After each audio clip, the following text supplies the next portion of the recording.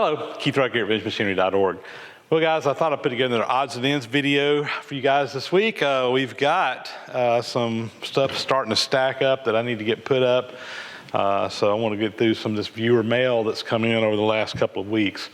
So before we get started too far, I know probably a lot of you guys, first thing you're noticing, yes, I shaved my beard. And I really enjoyed having the beard the last 5 or 6 months, but bottom line is that during the summertime, I have to wear a respirator at work sometimes, and you can't get a good seal on a respirator if you have a beard. So company policy is that when we're wearing respirators, we don't have beards. So I had to shave off my beard probably for the summer. We'll decide this winter whether I grow another one back again or not. I really kind of enjoyed having that. It was fun, but it's the first time I've had a beard in probably 30 years. So anyway, enough on that. So let's get in here and let's do viewer mail and show you some stuff that's come in. So first thing, you probably saw it there in the beginning of the video, is this big pile of horizontal milling cutters. And these all came from Daniel Brandon, who lives over in South Carolina. And Daniel actually contacted me a while back, told me he had a bunch of horizontal mill cutters. Need to find a new home for them, and we tried to arrange to him need to bring them here or me pick them up. It just didn't work out, so he finally just said, I'm going to put them in a box and mail them to you. Took about 4 flat rate boxes, and but we got them all here. And anyway, very nice collection here. So a lot of these are larger. Wheel cutters, I call them, or slotting cutters, just basically for making a slot of whatever size. These all are wrapped in, or mostly have the little coating on here, which is usually a sign that these have been reground. I haven't really pulled them off to confirm that, but if so, that's really nice because that means they're good and sharp. Which not all of them are that way. Now, of course, sometimes they just do that to protect them in the shop, so I'm hoping, that one there looks like it's sharp. There's not one a little bit right there. So anyway, looks like a nice, good collection here. I will go through these and put these up. I've kind of got my horizontal mill cutters organized over here now, broken out by size and type and whatever, in some little cabinets on my shelving. So I'll go through here and sort all these out, get them put up so I can find what I need when I need it. So anyway, nice little selection. Have some pretty nice little shell mills in here too. So anyway, some nice looking stuff. So Daniel, thanks a lot for sending this along. And hopefully we get to see some of these in action on the horizontal mill at some point in time. So next item here comes from Willie Bemis up in New York, and he had sent me actually a message on Facebook a while back. Said, hey, I found these items in an old toolbox, old machinist toolbox, and I have no idea what they are. Do you know what they are? And I immediately recognized them. And what they are is they're legs that can go on the Starrett divider. So you see here, there's those two pieces. They had different legs that you could change out in that extension divider. I don't have that particular tool. I don't think he had it in the toolbox, but he said, if you want them, I'll send them to you. I said, well, you never know. I might find one day that's missing those legs, and I could put it to use. So anyway, Willie was kind enough to send that along to me, and hopefully one day I can come up with the rest of the divider to go with them. Anyway, thanks a lot for sending those along. I do appreciate it.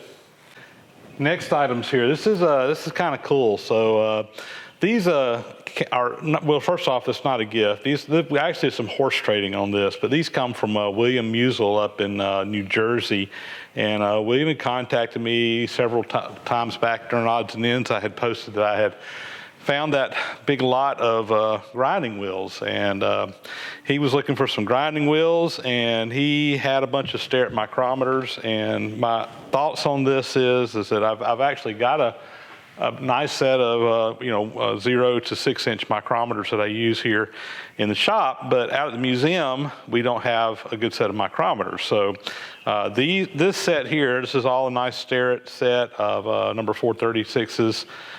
From 0 to 1 inch up to 5 to 6 inches here. Nice set, these will all end up going out to the museum and being in the toolbox out there so that I can do some measuring when I am working out at the museum and not have to run back and forth to the house so much. Like I've mentioned several times, I'm trying to get a good set of tools to use both here in my shop at home as well as out at the museum. And anyway, William was kind enough to do some trading with me, and I swapped him some grinding wheels for some micrometers, and hopefully he's happy with what he got. I am very happy with what I got on my end of the deal. So William, thanks a lot. The museum appreciates it as well. These will get put in the toolbox out there, and I'm sure they will be used often. Thank you, sir.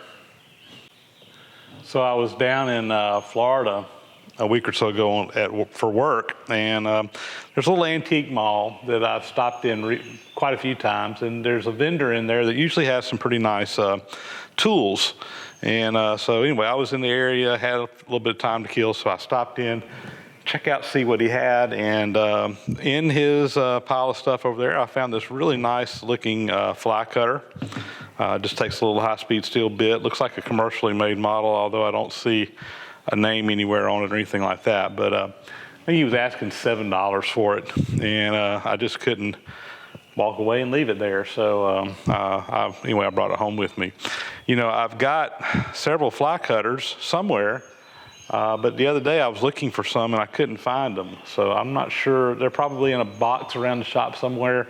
But sometimes you just need a little fly cutter to put on the mill. And anyway, this will do the trick.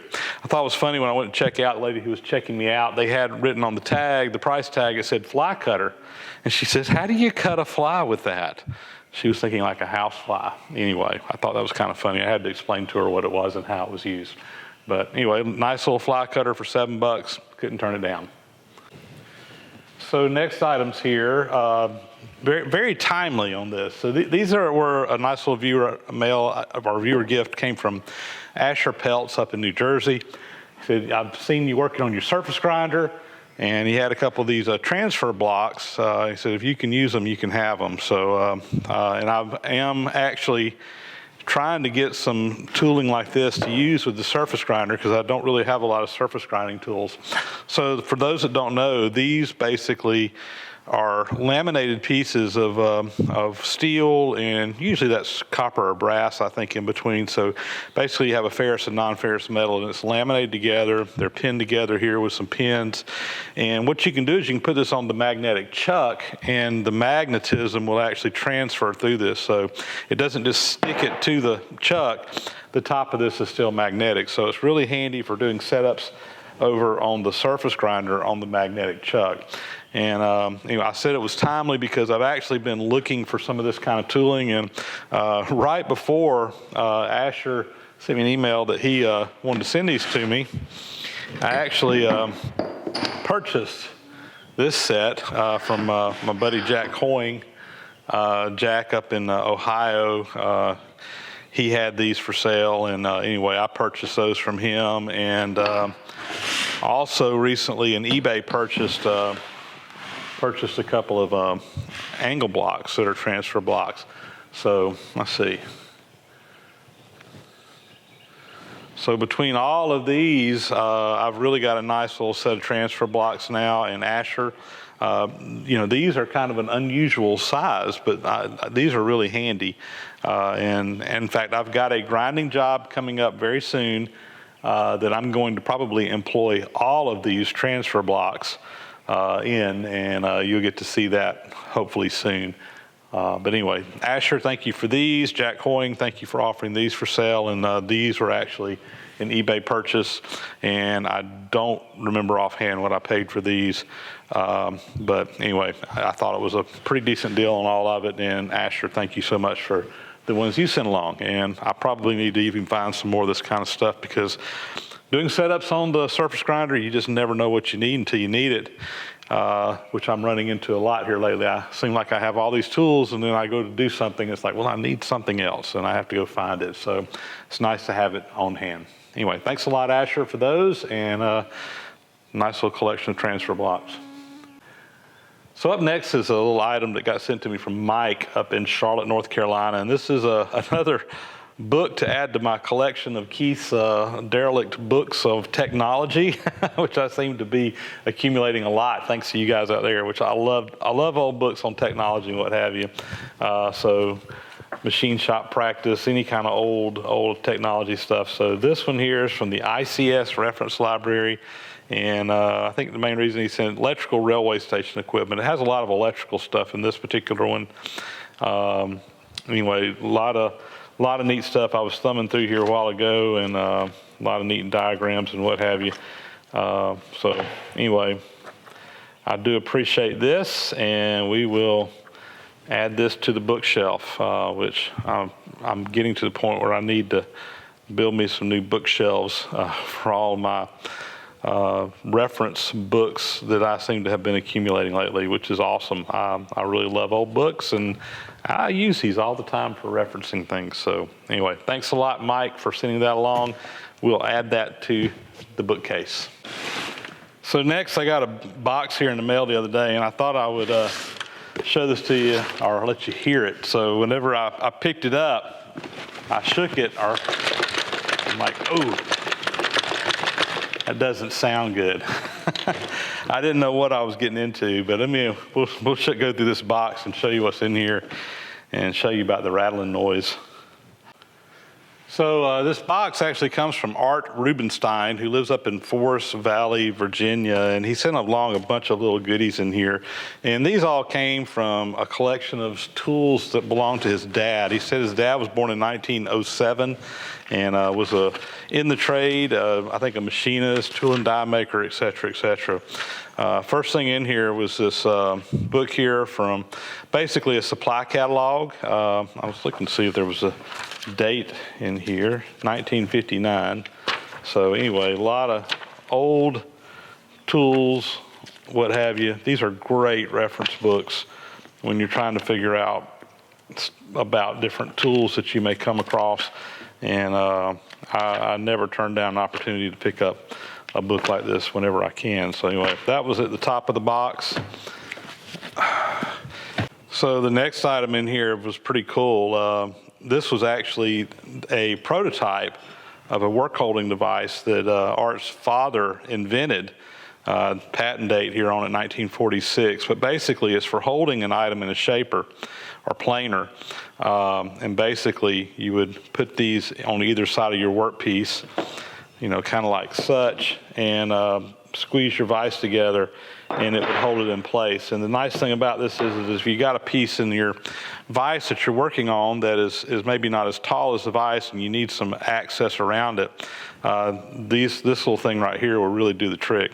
I've got a similar item, but it's not quite like this for doing this, and they're just kind of a wedge shape, but these actually have a little slot, and I don't know if you can see that or not very well. But that little slot actually causes it to flex so that when you tighten this thing down, you get a little bit of bending in there, and that just really adds to the work holding power in there. So anyway, these are kind of cool. It's neat to have these. And again, I think I saw on one of these, it actually had the patent number, was kind of etched in there. So anyway, pretty cool piece of history, as well as a pretty cool little tool to use in the shop. So next item is this little thread pitch gauge, and I'm actually pretty excited about this. This was actually marked brown and sharp, and I'll be honest with you, I have another one that's this same design. The one I have is a modern one. In fact, I think I bought it probably about 10 years ago, brand new.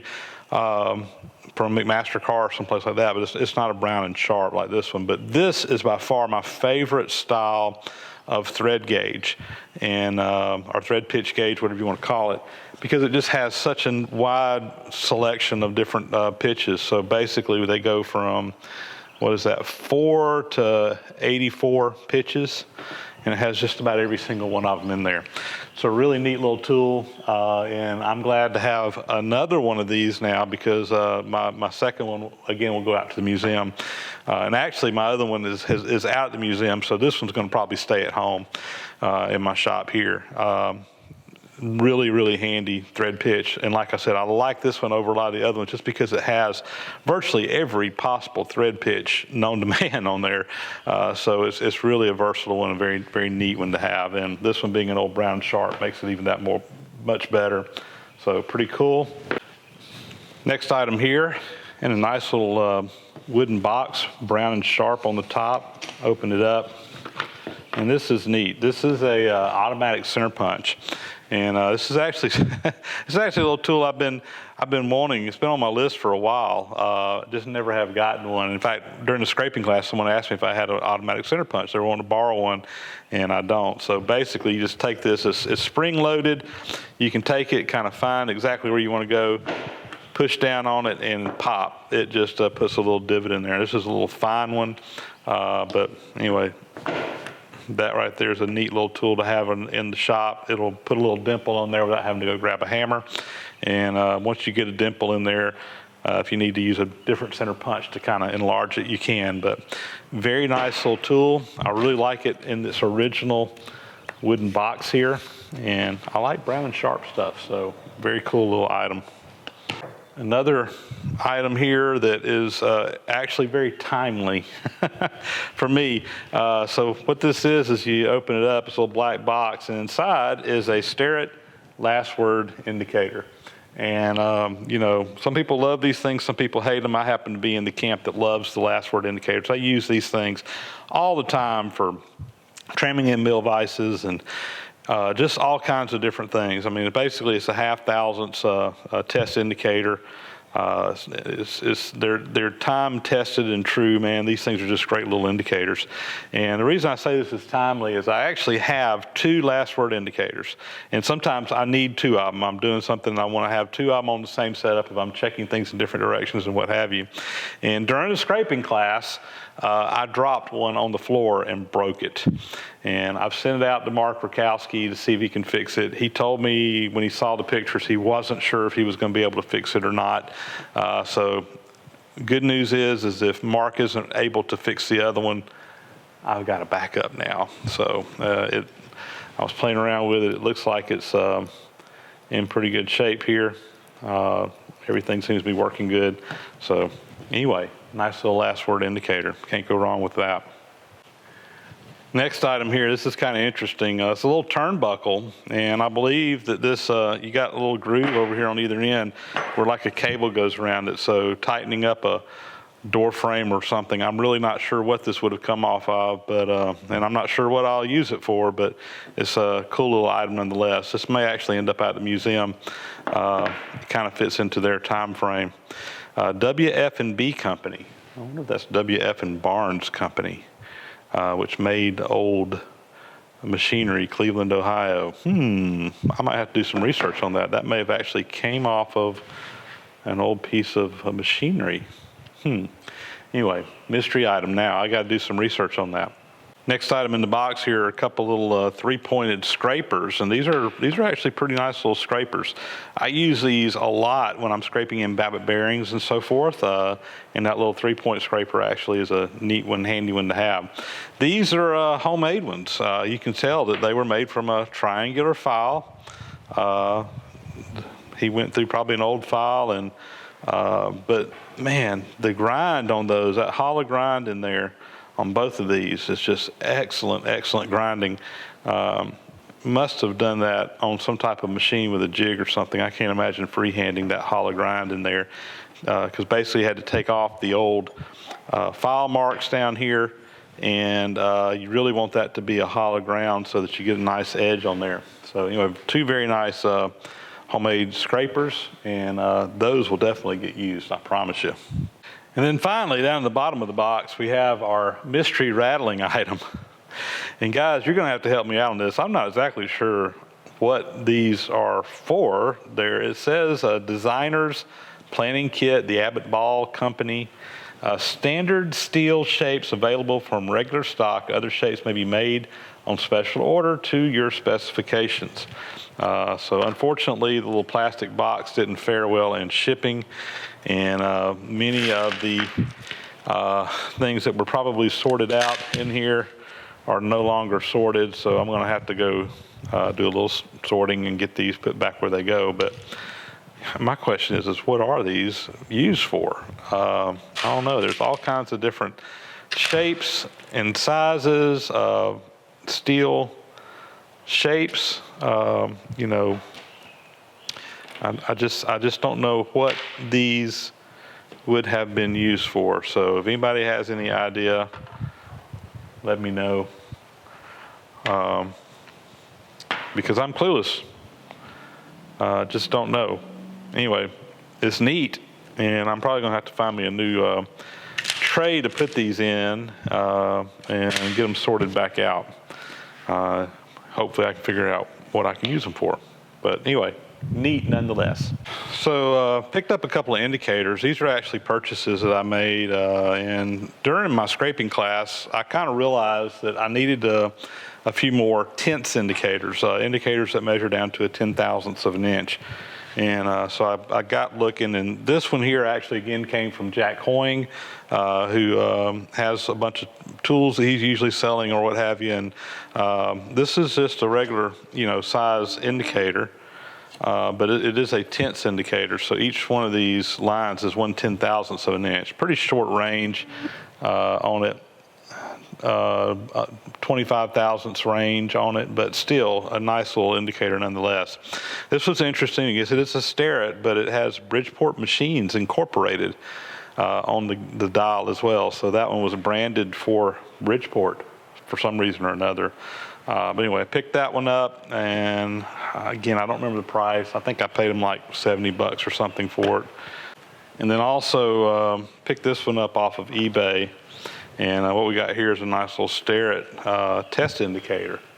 And again, this is a tenths indicator down to 10,000ths of an inch. This one looks like it's practically brand new. Comes with all the little accessories in here for mounting and what have you. I've really been wanting a good test indicator in this design right here. This one has the little dovetail rails on it. You can also use some of these little tools to put a round rail on it to hold it. But very handy little tool when you're doing scraping work or whatever, when you really need to do some fine measurements. So between these two, I have added to my indicator collection. I already had a couple of small test indicators that would go down to a 10,000th, but these will add a lot more versatility to me. I got a lot to go to 1/2,000th, but these actually go to tenths, so these will be great. And I don't remember what I paid for this one either. It was a little bit pricier, but in the condition I thought it was worth it. All right, guys, that'll be a wrap on this episode of Odds and Ends, and basically looking at viewer mail today, and had some really nice items that came in. And as always, I want to thank everybody out there who send stuff in. I just don't even know what to say sometimes with some of the gifts that people send. It's just amazing that you guys are doing that, and I realize in a lot of cases you got something that has no use to you, but we can use it in the shop, and you're just glad to send it along as a thank you for the videos. And for that, I thank all of you guys, not just the ones today, but anybody who's ever sent anything in. It's just really a humbling thing to have people just send you cool tools in the mail. It's awesome. It's just absolutely awesome. So anyway, thanks a lot. I do appreciate all of that. Thank you guys for watching. Thank you to all my subscribers out there. We're creeping in on that 100,000 subscriber mark. I looked this morning and we were right at 95,000 subscribers. Not quite there, but right at 95,000. So only about 5,000 more to go, I think, and we'll hit the 100,000 mark, which is, again, unbelievable. When I started doing these videos, I thought if I ever had 1,000 subscribers, it would be amazing. And to now be almost at 100,000 is humbling. So anyway, thank you to all you guys. I do appreciate all my faithful viewers, everybody that watches the channel here, and all your comments, all your emails, all your viewer mail that you send along. It's all greatly appreciated. Thank you very much.